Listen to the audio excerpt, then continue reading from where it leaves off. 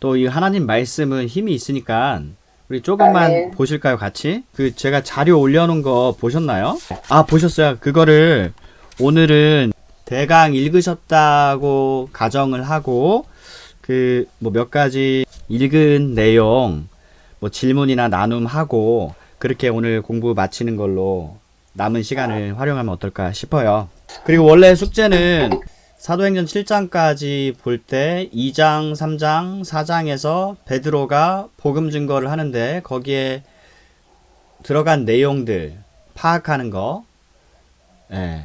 그리고 이제 7장은 이제 스데반이고 또 후반부 가면 이제 바울도 설교한 내용 있고 한데 이거는 뭐 오늘 이 시간 정리하려고도 했지만 뭐 저희가 계속 두고두고 그렇게 해야 되는 일이니까 그렇게 하면 좋겠고 제가 설명을 많이 달았어요. 그 내용물에 보면 그 내용만 오늘은 다뤄도 전체 우리 신앙 내용 또 성경 전체 내용 대강의 줄거리 내용들이기 때문에 의미가 있겠다고 생각이 들었거든요.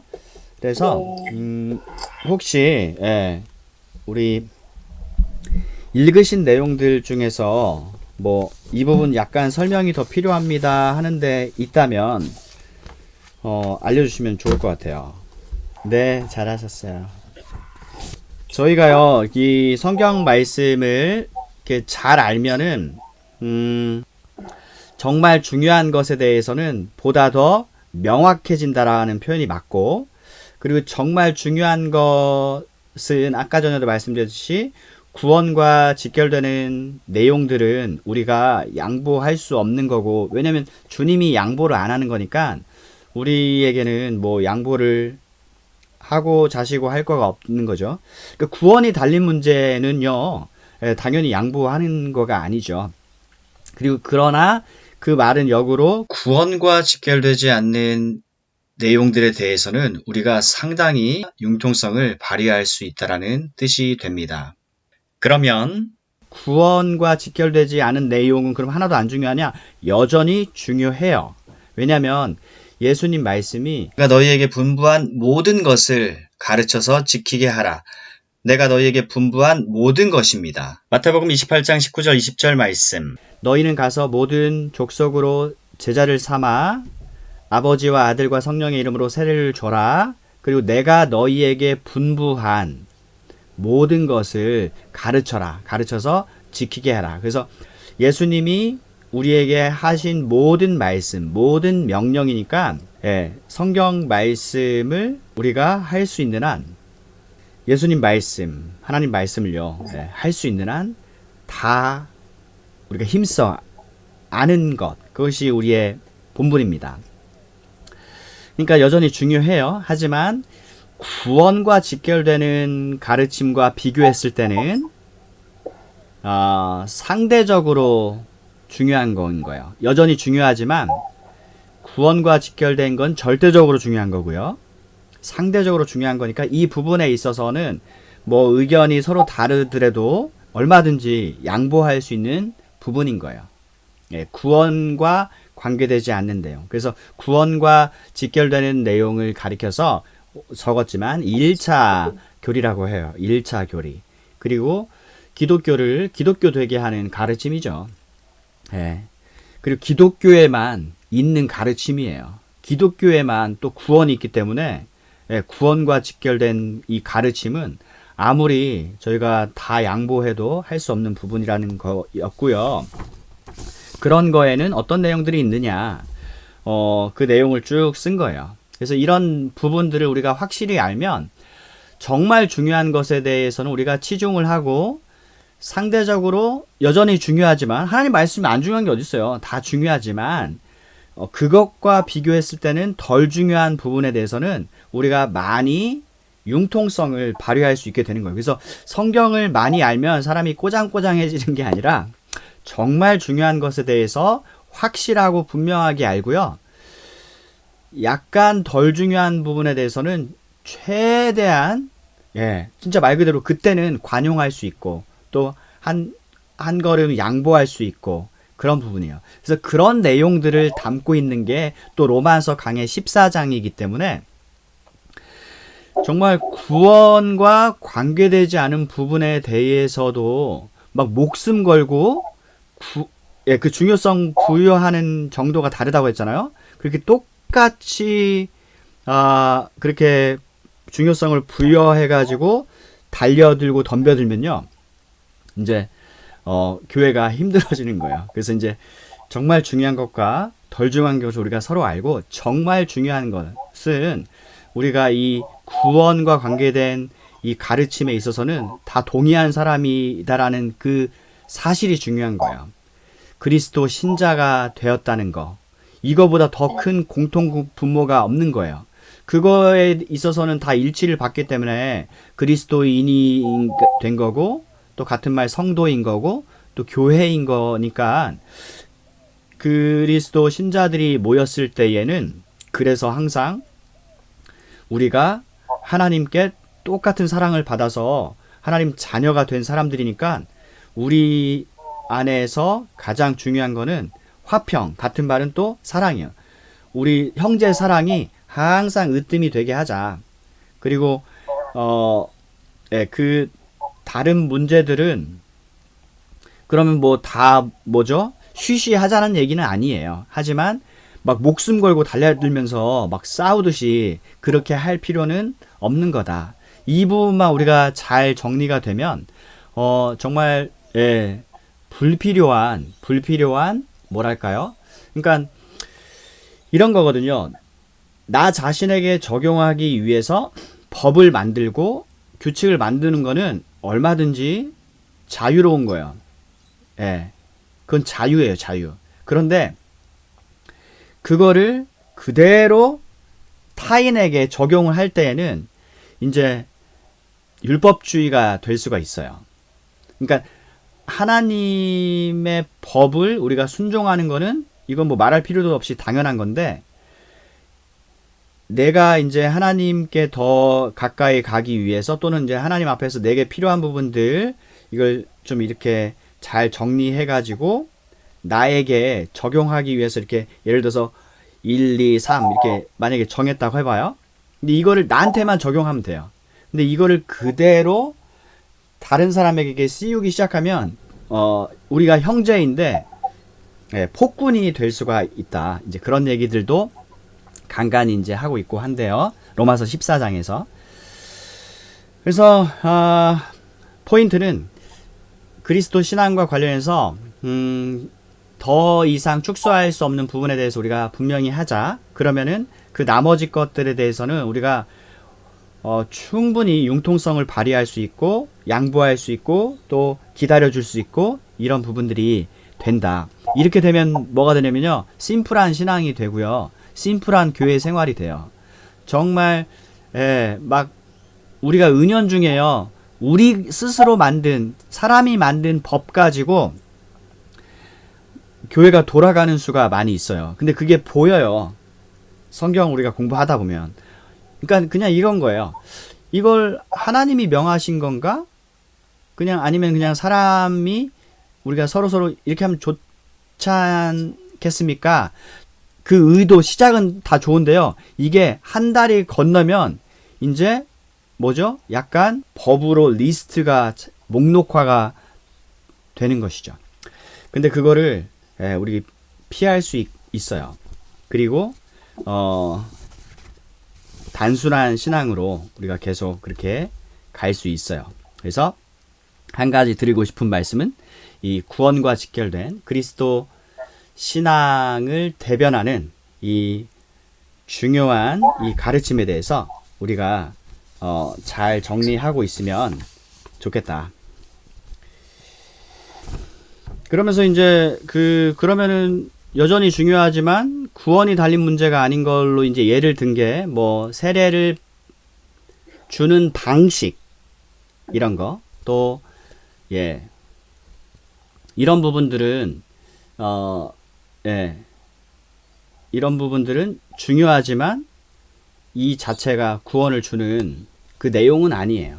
그러니까 사람이 그리스도인이 되는 게 먼저인 거고, 그거에 대한 어떤 뭐랄까요? 공적인 증표, 인증으로서 주는 게 말하자면 세례이니까 이게 앞뒤가 바뀌면 안 돼요. 세례를 받아야 구원받는다? No, no. 예. 구원을 받았기 때문에 세례를 받는 거예요. 또 성찬도 마찬가지예요. 성찬이 뭡니까? 그냥 예수님을 통해서 예수님을 믿음으로써 하나님을 아버지로 둔 가족들이 식구는 식탁에서 한 상에서 둘러 앉아서 식사하는 사람들이에요. 근데 우리가 예수님을 믿기 전에는요, 말하자면 다 고아였어요. 예를 들어서 A란 고아원에서 가와 나가 서로 같이 자랐어요. 출신이에요. 근데 한 날 이 가를 어떤 집에서 입양을 한 거예요. 그러니까 더 이상 이제 고아가 아니고 부모가 있는 이제 자녀가 된 거죠. 근데 그 집에 식사 자리에 이 같은 고아원 출신인 씨 성을 가진 친구를 한번 초대를 한 거예요. 예, 가는 입양을 해서 이제 그 집에 법적으로 어엿한 뭐 양자가 됐죠. 아들이 된 거죠. 근데 이 친구는 이제 식사 초대를 받았어요. 그래서 그 한 상에 성찬상에 식사를 했어요. 식사를 했다고 해서 이 나씨, 아까 가씨는 입양을 당했고 이제 나씨는 이제 놀러 와서 식사를 같이 했는데 식사를 한번 했다고 해서 이게 자동으로 이 집에 양자가 되는 거 아니죠? 이 친구는 이제 식사 끝나고 오늘 하루 좋은 시간 잘 보내면 다시 본래 있던 고아원으로 돌아가야 되죠. 예, 그거와 똑같은 거예요. 그러니까 성찬이라는 것도 뭐냐면은 먼저는 예수 그리스도를 믿어서 예수 그리스도를 믿으면 연합이 되거든요.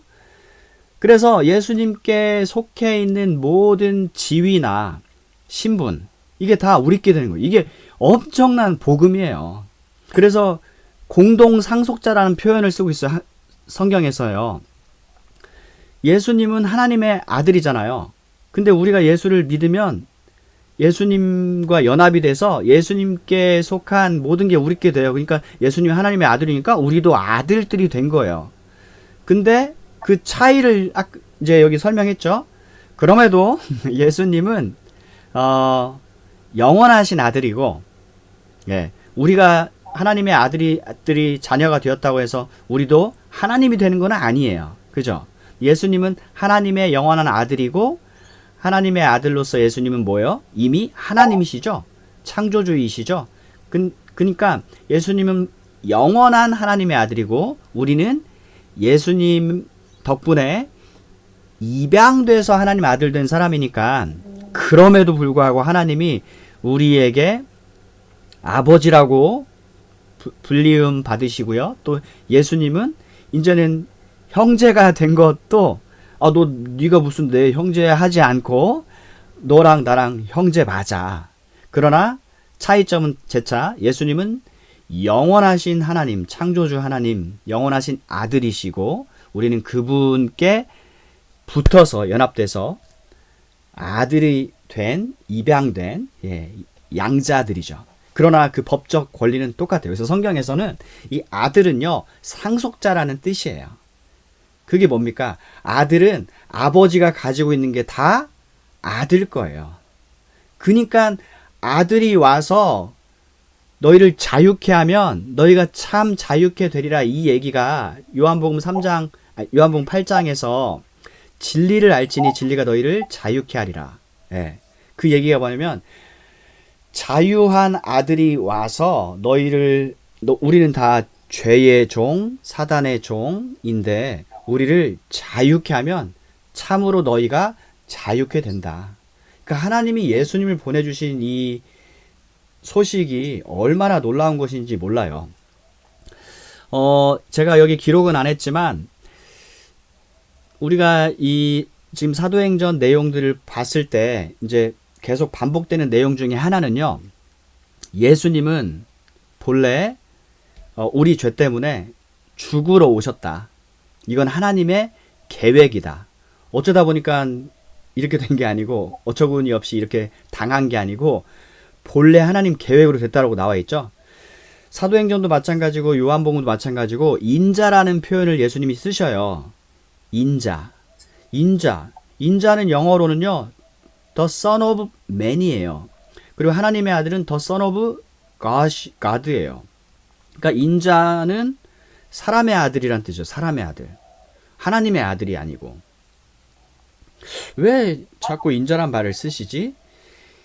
이 얘기는 다니엘서에 나와 있어요. 다니엘서에 그 기초가 근거가 되는 말씀이 거기에 있는 거예요. 다니엘서 7장 13절 말씀을 보면 옛적부터 계신 분, 곧 하나님을 가리켜요. 그분 앞에 사람의 아들과 같이 생긴 자가 안내를 받아서 그 하나님 앞에 선 거예요. 그러면서 하나님께로서 하나님께 속한 모든 권세와 나라와 영광을 다 받으신 거예요. 그리고 이 세상에 오신 분이 바로 인자인 거예요. 그래서 예수님이 인자라고 했을 때에는 하나님의 아들 하면 금방 표현이 되죠. 하나님의 아들. 뭐 그걸로. 근데 사람의 아들 하면은 이게 뭐야? 자기를 낮춰서 얘기하는 건가? 그게 아니고 똑같이 중요한 표현인 거예요. 다니엘서 7장 13절에 어떤 사람의 아들 같은 존재가 하나님께 나와서 하나님께로서 모든 권세를 받는 그 장면이 다니엘의 환상 가운데 나오는데 그 사람의 아들이 바로 나야 이 뜻이니까 이건 얘기가 다 끝난 거예요. 그러니까 예수님이 이 세상에 어떤 메시아로 오신 이 사실은 이미 다니엘서 7장에 얘기를 하고 있어요. 근데 이게 전부가 아니에요. 창세기는 더 앞에 기록된 거죠. 아브라함. 창세기 15장에 보면 약속의 아들을 하나님이 약속하시잖아요. 약속의 아들들이 아니고 이건 고유명사 한 분이에요. 이게 갈라디아서에서 이제 설명을 해주거든요. 복수라고 하지 않고 단수 한 분으로 얘기하는데 그게 바로 예수 그리스도다. 그 얘기를 해요. 야, 창세기 15장에서 이미 얘기를 했네. 대단하네, 예수님 이야기는. 근데 이것도 끝이 아니에요. 더 거슬러 올라가서 창세기 3장에 보면 여인의 후손이 너는 여인의 후손의 뒤꿈치를 상하게 할 것이지만 여인의 후손은 뱀에게 하시는 말씀이에요. 하나님께서 네 머리를 상하게 한다. 그러니까 상하게 하는 게 대충 뭐 기스내는 게 아니고 박살을 낸다라는 뜻이잖아요. 근데 그 여인의 후손도 복수가 아니고 고유명사 한 분이에요. 그게 누구예요? 성경이 증거하잖아요. 그분이 바로 하나님의 아들 예수 그리스도이다. 와, 그러니까 창세기 3장에서 이미 예수님을 보내서 우리를 구원하겠다라고 하는 이 계획이 섰네? 대단하죠? 근데 이것도 끝이 아니에요. 에베소서 1장을 보면 세상을 창조하기도 전에 하나님께서는 아들 그리스도 안에서 구원을 계획하셨다. 이 얘기가 나오는 거예요. 그러니까 세상을 창조한 쪽으로 거슬러 올라가도 한참 오래 전이죠. 근데 세상을 창조하기도 전에 성부, 성자, 성령 하나님이 구원을 놓고 협약을 하신 거예요. 회의를 하신 거예요. 아들 그리스도 안에서 하나님이 자기 백성을 택하시고 아들은 그 하나님의 백성들을 구원하기 위해서 세상에 오셔서 직접 그 죄값을 물으셨고, 근데 우리로 치면 이미 2000년 전에 예수님이 십자가에 돌아가셨잖아요. 그게 나랑 어떻게 오늘 연결이 됩니까? 성령 하나님이 하시는 일이 그래서 중요한 거예요. 하나님이 아들 예수님에게 주셔서 예수님이 그들을 대신해서 십자가에서 피 흘려 죽으신 사람들 각 개인에게 성령 하나님이 찾아가셔서 그 하나님이 아들 그리스도 안에서 이루신 구원을 적용을 시켜주는 거예요. 그러니까 너무나 확실한 거예요. 구원이. 그러니까 우리가 처음에 생각할 때는 내가 예수를 나 오늘부터 예수 믿는다 해서 믿은 줄 알았어요. 근데 돌아보니까 2000년 전에 예수님이 나를 위해서 이미 2000년 전에 나를 위해서 피 흘려 죽으시려고 오셨구나. 그것도 대단한데 창세기까지 가고 다니엘 창세기 15장 3장 아니 세상을 창조하기도 전부터 하나님이 나를 아신 거예요. 때가 돼서 나를 부르신 거예요. 그러니까 구원을 그렇게 해서 받은 게 구원이라고 할 때에 저희가 뭐 막 살아도 된다는 얘기 하는 것도 아니고 또 이 구원을 받은 사람은 막 살지도 않아요. 무슨 얘기인지 알죠? 우리가 하나님이 이제는 좋아하시는 대로 살려고 하면 했지. 이제 구원 문제 해결됐으니까 이제는 내가 막 살다가 나중에 죽기 전에 예수님 앞에서 회개한 강도 한 사람처럼 그때 가서 내가 일단은 내 멋대로 하고 싶은 대로 살다 그런 마음 안 갖는다고요. 그러니까 하나님께서 아들 그리스도 안에서 우리에게 베풀어 주신 이 구원 또 성령님을 통해서 이거는 엄청난 거예요. 단순히 내가 뭐 이 한두 가지 행동을 이렇게 하고 이렇게 해가지고 취소가 될 문제가 아니라는 거죠.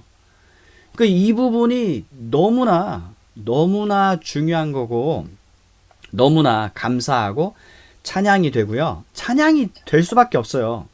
이렇게 확실한 구원이라고 한다면 이제는 막 살아야지가 아니라 와 하나님께 더 감사해서 살아야 되겠다. 그리고 내가 적어도 믿는 것만큼 내가 한 줄 알았는데 그거마저도 하나님이 선물로 줬으니까 믿어지는 거라는 사실. 에베소 2장 8절 9절 우리에게서 난 거가 하나도 없는 거예요. 그러니까 우리는 자랑할 것도 없고 오직 하나님께 영광이 돌려질 수밖에 없도록 그렇게 되어진 거예요. 이게 성경에서 말하는 새 노래예요. 새 노래. 새 노래에 담겨지는 내용은 이거예요. 우리가 구원받아가지고 지금 살 때에 이 은혜를 하나님 아버지께서 아들 예수 그리스도를 통해서 또 성령을 통해서 우리에게 베풀어 주신 일, 이건 우리의 찬양 제목이죠. 근데 천국에 가서도 우리는 이 찬양 내용을 잊지 않고 할 수밖에 없어요. 이게 바로 새 노래예요. 막 샘핑 이번에 새로 노래 나왔대. 그래서 새 노래가 아니고 저도 그 새 노래인 줄 알았어요. 그게 아니라 구원받은 백성들이 하나님께 일체 그 감사한 마음, 그 마음 알잖아요. 우리가 그 사랑을 받았으니까 그걸로 드리는 노래가 새 노래이고 또 바꿔 말하면 어린 양의 노래이고 그런 거예요. 그러니까요. 예수가 너무 중요하다니까요. 하나님은 이 아들 예수를 통해서 구원기로 하셨는데 이 예수를 빼면은 기독교도 없는 거예요. 크리스마스가 뭡니까? 크라이스트 마스잖아요. 크라이스트 예수 그리스도가 중심이고요. 그리스도인이 뭡니까? 크라이스트 이안이잖아요. 우리 오스트레일리안 크라이스티안 근데 발음할 때는 크리스티안 크리스찬 그리스도를 빼놓고는 설명이 안 되는 사람들이에요. 심플 교회는 하나님의 이 말씀 또 하나님께서 이 마지막 때는 직접 아들을 보내서 말씀케 하셨거든요. 구약 시대는 선지자들을 이용하고 통해서 하셨지만 그러니까 이제는 핑계 될 수가 없는 거예요. 하나님의 아들까지도 지금 다녀간 상황이기 때문에. 그래서 사도행전 17장에서도 사도 바울이 그 얘기 하지 않습니까? 내가 여러분들에게 알지 못하는 신에게 여러분들 중에 내가 지금 낙서를 보니까 알지 못하는 신에게라는 표현을 썼는데 그 신을 내가 이 자리에서 오늘 알려주겠습니다. 하나님 얘기를 시작한 거예요. 그러니까 하나님이 아들 예수를 보내기 전에는요. 온통 구원이나 하나님 백성 되는 일은 주로 혈통적인 유대인들을 중심으로 해서만 이루어졌죠. 근데 예수를 보내신 다음에는 오늘 뭐 여기 베드로서 2장 설교 말씀에도 요엘서 모든 백성에게 성령을 주신다라고 했을 때 그 모든은 이 세상에 사는 모든 사람이 성령을 받는다라는 뜻이 아니고 이때의 모든은 유대인만이 아니라 이제는 유대인이 아니어도 하나님이 보내신 메시아 예수 그리스도를 믿는 자들에게는 누구나 성령을 주시겠다. 이 뜻이니까 지금 우리의 시간표는 예수님 다녀가셨죠. 성령도 보내셨죠. 이제 예수님 오실 날만 기다리고 있죠. 그 사이에 우리가 지금 복음 증거하면서 사는 이 시대인 거고요. 그래서 아까 전에 사도행전에서 사도 바울이 지나간 시대에는 하나님께서 이렇게 허물하지 않으셨지만 이제는 여러분 유대인 아닌 여러분들에게도 이제는 핑계될 수 없는 여러분 책임지셔야 되는 일이 생겼는데 그 까닭은 여러분마저도 구원하기 위해서 이미 하나님은 자기 아들을 보내주셨고 아들은 아주 성공적으로 그 사역을 완수하고 십자가에서 우리를 대신해서 피 흘려 죽으시고 그냥 그렇게 죽으신 게 아니라 다시 살아나셨죠. 여러분 우리가 지난 시간에 나사로의 그 다시 살아나는 이야기 했죠. 근데 나사로가 무덤 안에 며칠 있었습니까? 4일 있었어요. 나사로는 기절한 건가요? 진짜 죽은 건가요? 진짜 죽었죠. 그러니까 예수님이 잠든 나사로를 깨우러 가자 했을 때 제자들은 문자 그대로 여기서 잠자고 있으면 당연히 깨겠네요 이 얘기했는데 예수님이 하시는 말씀은 자신이 깨울 거기 때문에 일으키실 거기 때문에 잠자는 거밖에 안 되는 거예요. 그러니까 나사로는 죽은 거다. 그거고요. 예수님은 뭡니까? 우리가 신앙 고백하죠. 3일 만에 죽은 자 가운데서 다시 살아났어요. 이 3일. 자, 3일. 3일 뭡니까? 사람이 죽어서 3일 됐어요. 일어날 수 있어요? 이 사람은 뭐죠? 기절한 거예요? 3일이면 죽은 거예요. 근데 또 3일 만에 다시 살아났어요. 이건 또 뭐예요? 그의 주의 거룩한 자. 시편을 인용하잖아요. 다윗의 베드로 설교에서. 주의 거룩한 자가 누굽니까? 하나님의 아들 메시아는 죽임을 당하고 무덤에 묻혔지만 그 시체가 썩지 아니하더라. 이미 예언된 거예요. 3일은 뭡니까? 확실히 죽었고 3일은 뭡니까? 썩어 들어가기 전에 하나님이 살리신 거예요. 왜냐하면 하나님이 하시는 일은 완벽한 일이니까. 자기 아들을 보내셨죠. 아들은 기꺼이 순종해서 오셨죠. 그러니까 하나님이 해주신 일이 커요. 여러분 우리가 이제 예수님이 해주신 일 너무나 감사해요. 근데 좀 더 큰 그림을 보면 그 예수님을 세상에 보내주신 것, 십자가에 죽기까지 내어주신 것. 그래서 보내주심, 내어주심 이걸 누가 했냐면 하나님 아버지가 하셨어요. 그리고 베드로 설교 중에 또 다른 시편을 인용을 하는데 이것만 하면 오늘 공부 이제 마무리 될 것 같은데 이제 너는 이제 하나님께서 아들 예수님께 하시는 말씀이 이제는 여기 내 우편에 앉아 있어라. 언제까지? 원수들이 너의 이 발등상 아래 다 있게 될 때까지. 그 다음엔 어떻게 되는데요?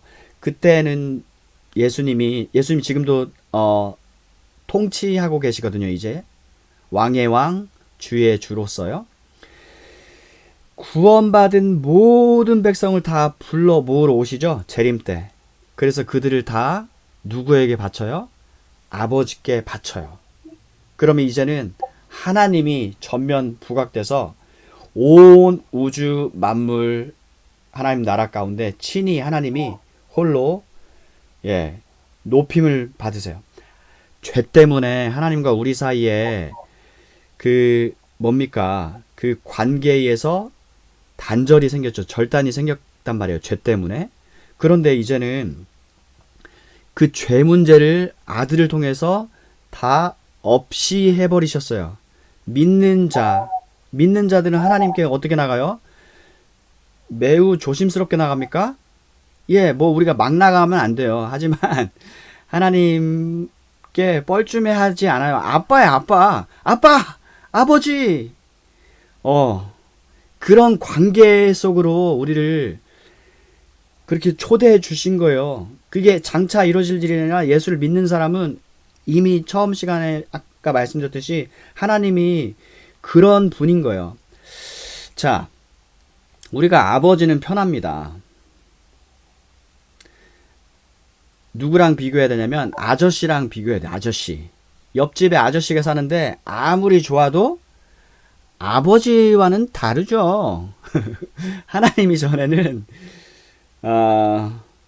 아저씨 뭐 예.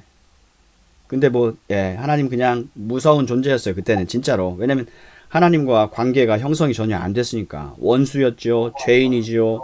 연약하죠. 근데 예수님을 믿고 예수님을 통해서 하나님과 그 관계를 우리가 얻게 됐죠.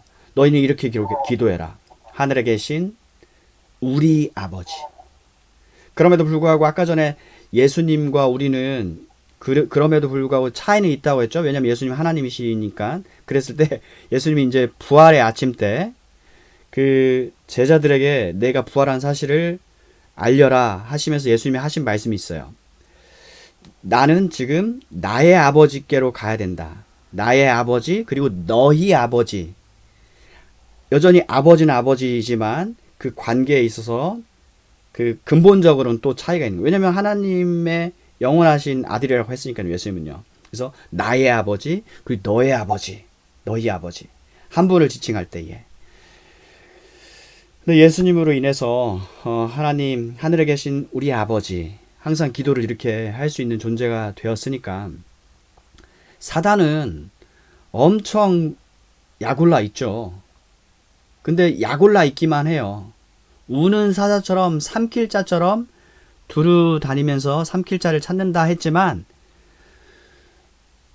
우르렁거리면서 두루 다니면서 씩씩거릴 뿐이에요. 실제로는 못 삼켜요. 왜냐면 내 아버지는 만유보다도 크심해. 그분에게서 너희를 빼어갈 자가 없어. 그리고 나도 가만히 안 있어. 예수님 말씀이에요. 그래서 로마서 8장이 어떻게 끝납니까?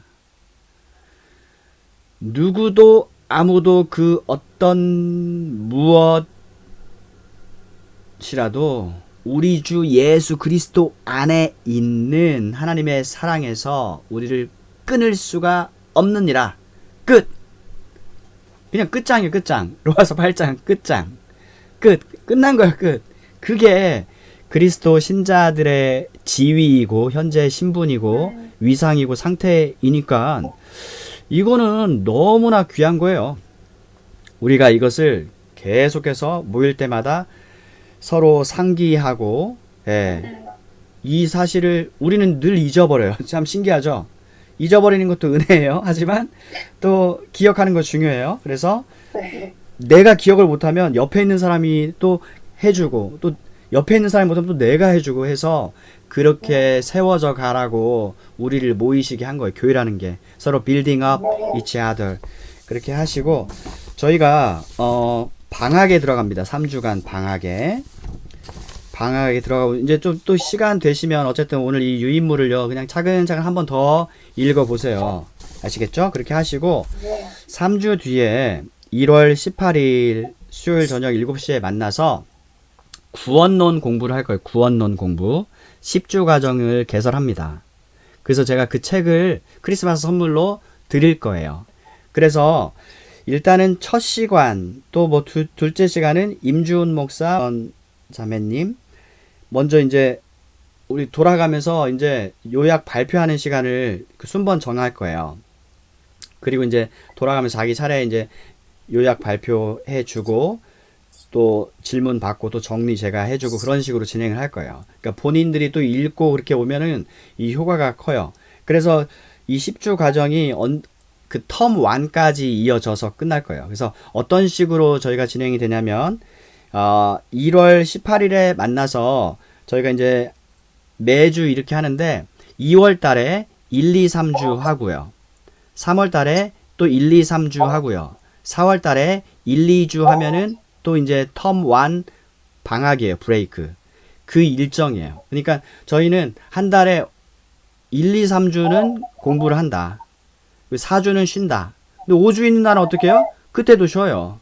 쉬지만 책은 또 읽는 거예요. 이게 12과로 돼 있거든요. 근데 우리는 10주 과정이니까 그 빈 시간은 또 각자 읽으시도록 그렇게 구성을 했으니까 제가 또 이 전체 표 만들어서 게시판에 공지할 텐데요.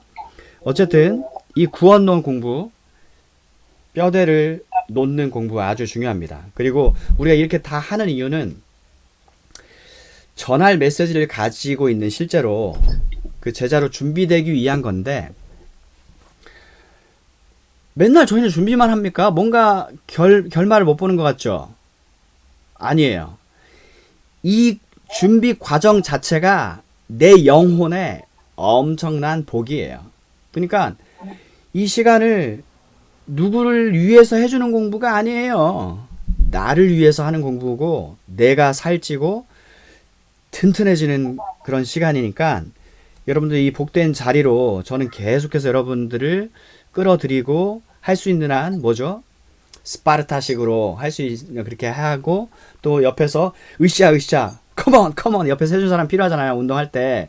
그런 역할이 제 역할이니까 어쨌든 제 바람은 그래요. 우리가 함께 잘 예수님을 섬기고 또 나중에 주님 뵙는 날에 서로 부끄러움 없는 그런 관계로 남기 원하는 거예요. 저는 하나님께 속한 이 모든 하나님의 경륜, 또 카운슬 오브 거드를 숨김없이 감춤 없이 싹 다 여러분들에게 전해주는 임무가 있는 거고요. 여러분들 할 수 있는 한 힘써 그를 흡수해가지고 또 내 것으로 만들고 내 주변에 있는 사람들에게 나눠서 또 그들도 살리고, 우리가 서로 윈윈하는 관계이니까, 예, 우리는 그렇게 이렇게 살다 가서 주님 앞에 섰을 때에 서로가 서로에게 자랑이 되고, 예, 뻘쭘한 관계, 우리가 그렇게 되면 안 돼요. 우린 서로, 예, 서로 웃을 수 있는 그 관계, 그 날을 향해서 우리가 가기 위해서, 심플교회니까 그게 심플교회입니다. 심플교회 정신을 늘 이런 식으로 알려드립니다. 오늘 공부는 여기까지입니다.